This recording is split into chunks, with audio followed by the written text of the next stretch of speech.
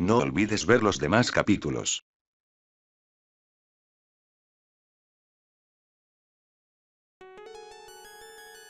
Los monstruos del futuro. Afterman. Parte 3.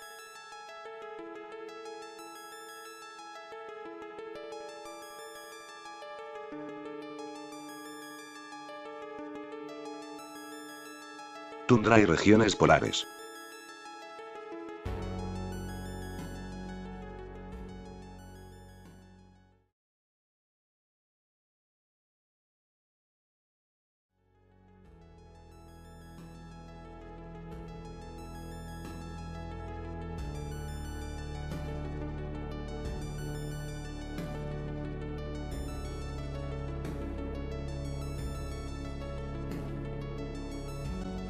Pilophile. Phalaenopus. El Pilophile es un lavandero migratorio, descendiente del Phalaropo rojo, de la tundra del hemisferio norte. Durante los meses de verano, la tundra está literalmente infestada con insectos voladores y hay una gran población de aves que los consumen. Muchos, como el Pilophile, tienen cerdas, un anillo de plumas rígidas que parecen pelos, que rodean el pico que forma un cono y desvía a los insectos a su boca. Las cerdas, en efecto, amplían el área potencial de captura del ave y aumentan su suministro de alimentos. Estas se expanden su área de captura de insectos más allá de la región de su cabeza, pero cuando se cierra su pico, las cerdas caen hacia abajo, lo que permite que se interrumpa la visión hacia adelante. El huevo manchado de color verde y marrón del Pilophile está perfectamente camuflado en la vegetación de la tundra. Bardeloid. Smilomys atrox. El Bardeloid es una rata depredadora grande y migratoria, de la tundra hemisferio norte. Es el único enemigo real del Bardeloid es el gigantélope, y es una criatura que habría estado mucho tiempo en su vivienda durante la primera mitad del último período glaciar. Con la llegada de los gigantélopes, reaparecieron los dientes de sable en mamíferos depredadores, pero esta vez entre las ratas depredadoras. El Bardeloid, a diferencia de otros miembros del grupo, exhibe dimorfismo sexual en que solo la hembra está equipada con dientes de sable, así como una bolsa para ellos, similar a Thylacophilus, pero no del todo, y caza los gigantélopes lanudos. El macho, al no tener ninguno, se parece más a los osos polares que una vez habitaron esta latitud. Gigantílope lanudo. Megalodorca borealis. El gigantílope lanudo es un gigantílope migratorio de la tundra del continente norte, similar a un mamut lanudo. Para muchos animales grandes, la tundra solo es habitable durante los meses de verano y en invierno migran hacia el sur hacia los bosques de coníferas, donde las condiciones son menos austeras. El mayor de estos animales es el gigantélope lanudo. Se diferencia de los gigantélopes ecuatoriales principalmente en tamaño y por la posesión de una joroba grande de grasa, que le proporciona alimento durante los hambrientos meses de invierno. Tiene un largo y peludo abrigo de pelo para el invierno y anchas pezuñas, que evitan que se hunda en la nieve blanda. Utiliza sus enormes cuernos como quitanieves para exponer los musgos, los líquenes y las plantas herbáceas de las que se alimenta. Sus ojos son pequeños para evitar ser congelados y sus fosas nasales están bordeadas por vasos sanguíneos que calientan el aire antes de que llegue a los pulmones. A principios del verano, el gigantélope lanudo pierde su pelaje y adquiere un aspecto mucho más elegante. La joroba que la sostuvo durante los meses de invierno ahora está completamente agotada y pasa la mayor parte del tiempo comiendo para reconstruir su almacén de energía para el largo viaje de regreso al sur en otoño. Debido al tamaño del gigantélope lanudo, 3 metros en el hombro sin la joroba, hay muy pocos depredadores lo suficientemente poderosos como para amenazarla. Su único enemigo real es el Bardeloid.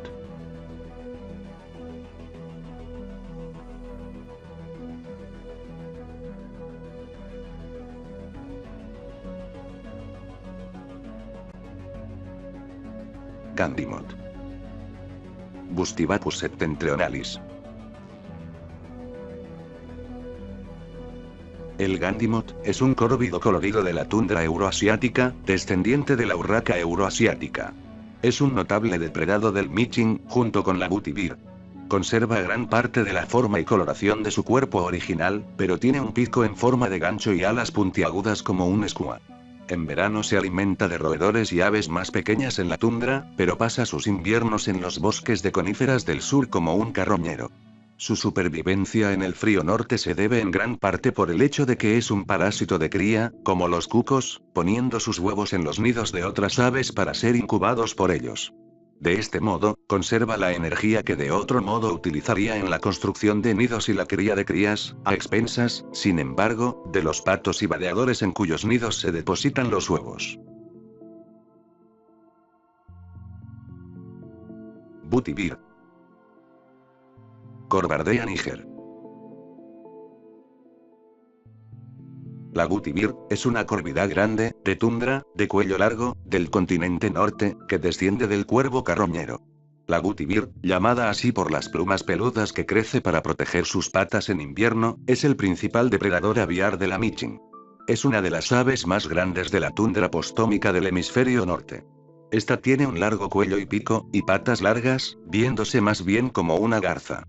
De hecho, en verano, se comporta como una garza, vadeando piscinas y arroyos poco profundos para sumergirse en busca de peces.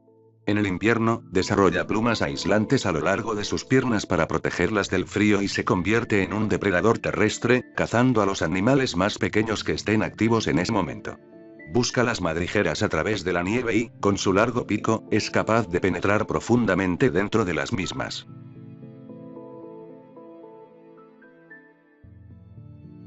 Michin. Nixocricetus lemomorphus. El Michin es una marmota que descendió del lemming, que viven en el hemisferio norte de la tundra. Como el suelo constantemente congelado de la tundra hace que sea imposible cavar a través de la tierra, todos los pequeños roedores excavadores que se encuentran en la tundra son taladradores de nieve. Un tunelero en particular, el Michin, similar al antiguo lemming del que desciende, tiene un efecto muy considerable en la ecología del área. Una colonia de Meachins puede ser iniciada por tan solo 3 o 4 individuos. Se reproducen abundantemente, y a medida que su número crece, construyen una fortaleza de material vegetal enredado para protegerlos de las heladas y las nieves. El interior de la fortaleza es muy complejo y consiste en una red de pasajes y cámaras diminutas, una para cada individuo.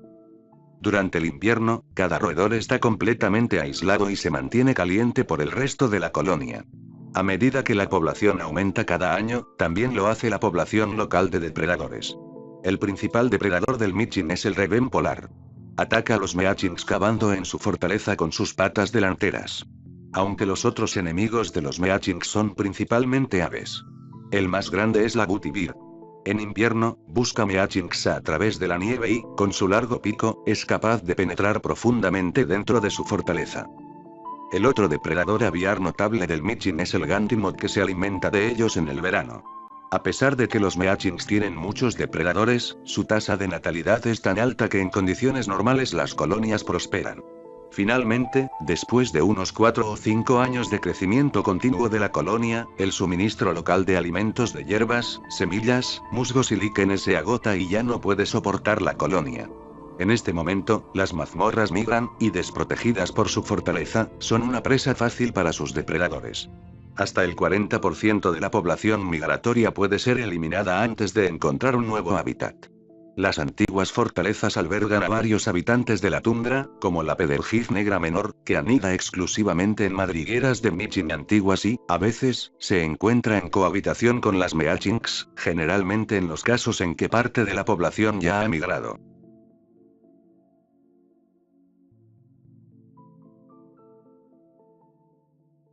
Rebén polar.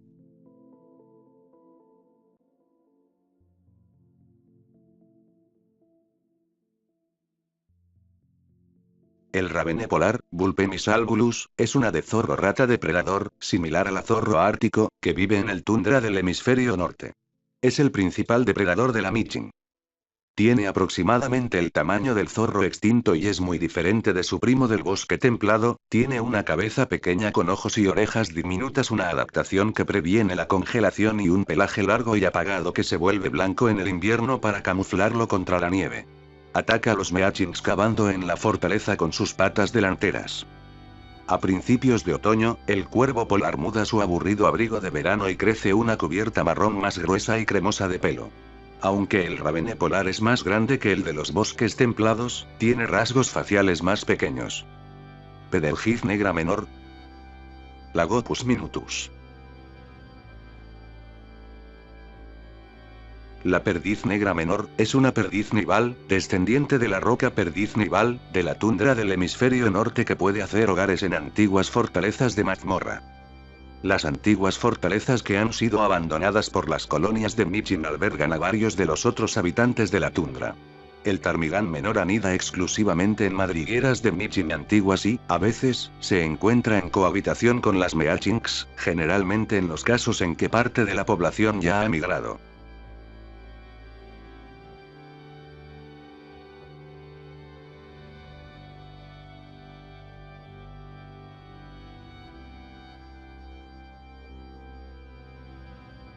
Alca no voladora. Nataralces maritimus.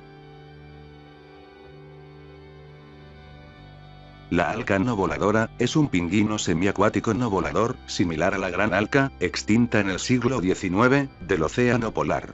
En invierno, el océano polar es en gran parte estéril.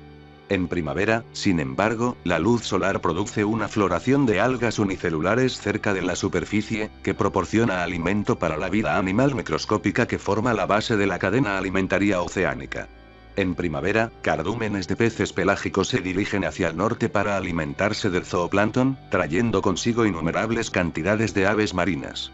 La primera especie de ave que llega es la alca no voladora, una criatura totalmente acuática con alas en forma de paleta. En este sentido, se parecen a los pingüinos, que tuvieron tanto éxito en el hemisferio sur en épocas anteriores. Excepto durante el invierno, las alcas no voladoras rara vez llegan a tierra o se suben al hielo, donde están bastante indefensos. Las hembras preñadas retienen sus huevos hasta que están casi listos para incubar y depositarlos en el agua abierta. Las alcas no voladoras evolucionaron por primera vez en el extremo norte del continente norte y, una vez que se establecieron, se extendieron hacia el este y el oeste, formando una cadena de subespecies en un anillo alrededor del océano polar. A lo largo de la mayor parte del anillo, cada subespecie puede reproducirse con las subespecies vecinas, pero donde los extremos de la cadena se superponen, las diferencias son tan grandes que no es posible el mestizaje y estas poblaciones deben considerarse como especies separadas. La subespecie más grande puede crecer 60 centímetros de altura. La subespecie más pequeña puede crecer 45 centímetros de altura. Las alcas no voladores a menudo son presa de los paiderons.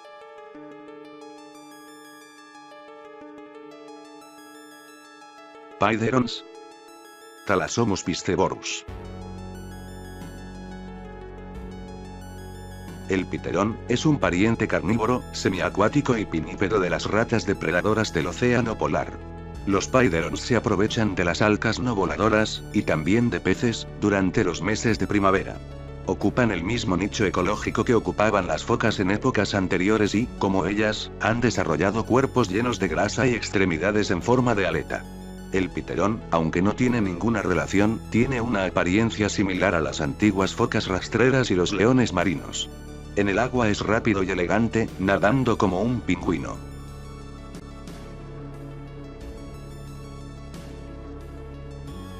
Distaterops. Stynderedens solungulus.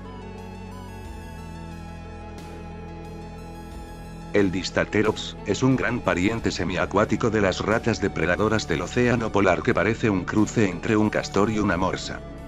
Su característica más inusual es sus dientes. Los incisivos superiores forman colmillos largos y puntiagudos, en los machos, el de la izquierda se proyecta hacia adelante, mientras que el de la derecha apunta hacia abajo y se usa como un pico para eliminar los bivalvos del fondo marino. Esta asimetría también se encuentra en las extremidades.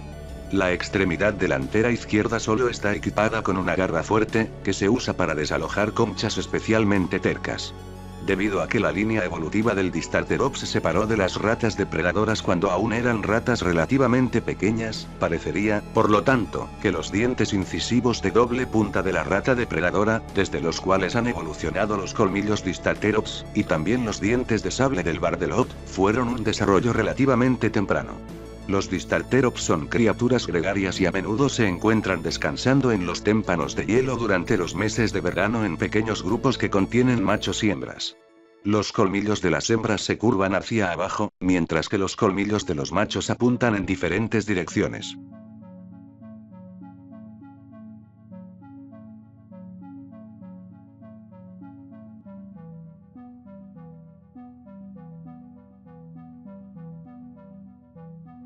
Skern.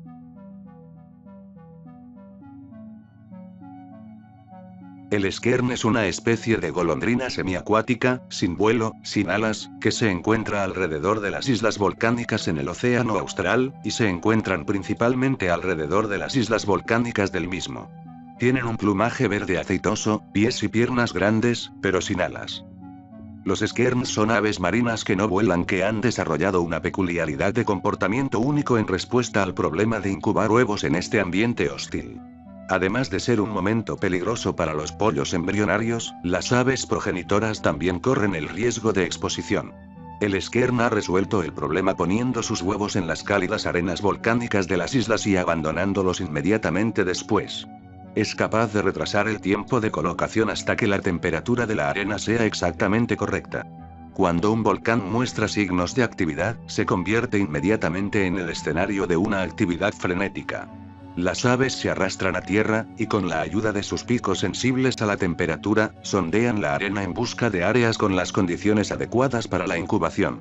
Después de poner sus huevos a una profundidad de 10 a 20 centímetros y cubrirlos con arena, regresan al mar y no vuelven a ver sus huevos ni sus crías. Skerns no puede caminar erguido, pero usa sus piernas para empujarse sobre sus vientres. Nadando en la superficie, se sientan muy abajo en el agua. Al cazar peces bajo el agua se convierten en nadadores elegantes y ágiles. Porpín. Stenabis piscívora. El porpín, un pelagornido de tamaño mediano que habita la costa antártica, en el Océano Austral. Liberados de la necesidad de desembarcar, los pelagornidos se han vuelto completamente marinos y, en última instancia, han dado origen a este nuevo orden de aves marinas, de las cuales el porpín es el ejemplo más común de supervivencia. El porpín, como la mayor parte de su clado, es un devorador de peces. Su característica distintiva de otras especies, es un pico largo y cerrado que le permite atrapar peces más grandes de lo que de otra manera sería posible. Tan exitoso ha sido que se ha mantenido prácticamente sin cambios durante los últimos 40 millones de años.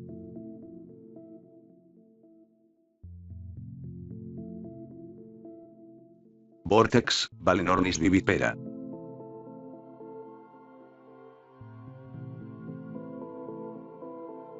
El Vortex, es un pelagornido enorme, similar a una ballena, de las aguas que rodean la Antártida. En contraste con el vasto continente antártico, que en Postomicio solo sustenta la vida alrededor de los bordes, el océano austral circundante está lleno de vida. Entre sus habitantes más notables está el Vortex, el animal más grande que se encuentra en todo el mundo. Se asemeja a muchas de las criaturas marinas del pasado, tiene un cuerpo largo, afilado y no tiene cuello, una poderosa cola en forma de paleta y largas aletas estabilizadoras.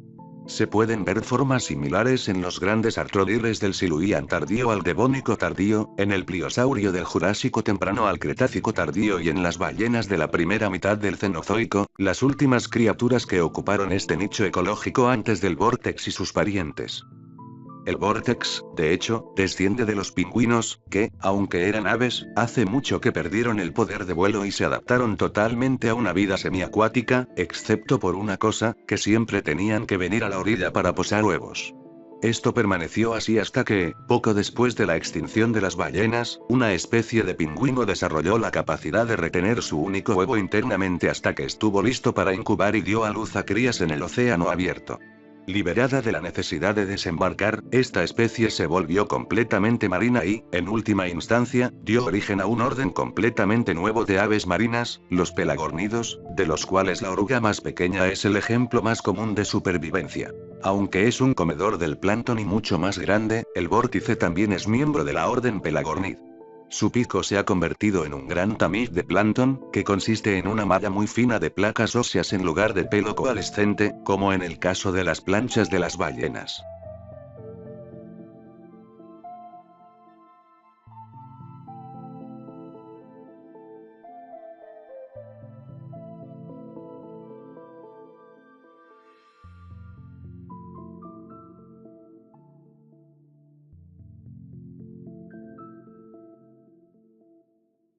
Ruffel, Rupes altor villupes.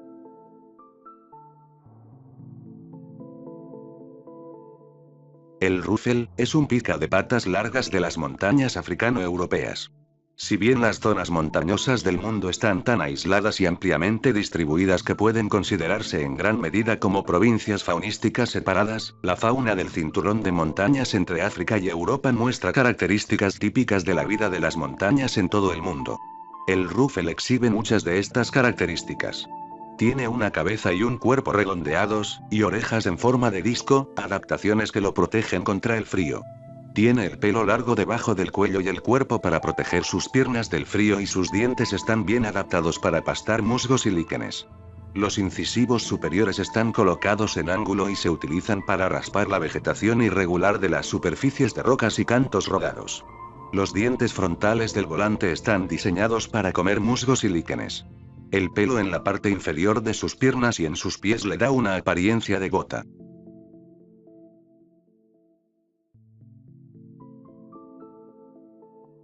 Parashreu, Penatacaudus volitarius. El Parashreu es una musaraña de dientes rojos de las montañas occidentales de América del Norte que es quizás el mamífero más extraño que se encuentra en cualquier región montañosa. Los adultos son pequeños y son las típicas musarañas de aspecto típico, pero los juveniles poseen uno de los dispositivos más extraños que se encuentran en el reino animal. Al final de sus colas, tienen una fantástica estructura de paracaídas formada por cabello entrelazado, que normalmente usan solo una vez antes de desecharlos. Cuando llega el momento de abandonar el nido paterno, se lanzan al aire, confiando en las corrientes térmicas que se elevan desde estas laderas rocosas desnudas en verano para llevarlas a un hábitat nuevo, en algunos casos a varios kilómetros de distancia. Como medio de dispersión, esto es un poco impredecible, pero la alta tasa de mortalidad que este comportamiento produce entre los Parashreus jóvenes está más que compensada por el gran número de crías producidas por cada par de reproductores adultos. La evolución de la cola del paracaídas del Parashreu se debe principalmente a la ascendencia de la criatura. Se cree que estas primeras criaturas usaron sus colas como órganos de equilibrio cuando saltan para atrapar insectos en el aire. El paracaídas consiste en pelos suaves y rizados que se enganchan para formar una estera y se mantienen en forma por una serie de cerdas que crecen desde la punta de la cola. La cola del Parashreu está presente solo durante la adolescencia y se muda cuando el Parashreu se vuelve sexualmente maduro. El vuelo único de un joven Parashreu puede durar hasta 24 horas.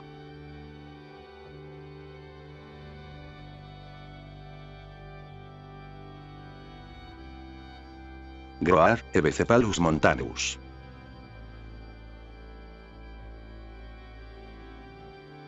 El Groad es un hornhead pequeño que se encuentra frecuentemente en las laderas de las montañas africano-europeas orientadas hacia el sur. Tiene dimorfismo sexual que es tan extraño como Prolibiterium. Vive en pequeños rebaños de 4 o 5 hembras, guardados celosamente por un macho. La diferencia más evidente entre machos y hembras está en la estructura de sus cuernos. Los machos tienen cuernos planos, huesudos, como platos, que usan para abofetearse unos a otros en sus frecuentes peleas por el dominio de la manada. Los cuernos piramidales puntiagudos de las hembras son mucho más mortales y se usan para defenderse a sí mismos y a sus crías contra los depredadores. Mientras la manada pasta, el macho normalmente se para en un promontorio y observa señales de peligro. Cuando ve a un intruso, las señales masculinas al erigir su larga cola en forma de bandera y la manada se refugian en un risco o cueva cercana. En invierno, cuando llegan las nieves, los herbívoros, como los groats, se mueven a niveles más bajos de las alturas de las montañas para buscar refugio y pastar. Los animales carnívoros, que dependen de ellos para su alimentación, siguen de cerca a los rebaños en sus migraciones estacionales. Aunque los groats femeninos están bien equipados para defenderse, normalmente no lucharán a menos que estén obligados a hacerlo. El principal enemigo del groat es el shurrak.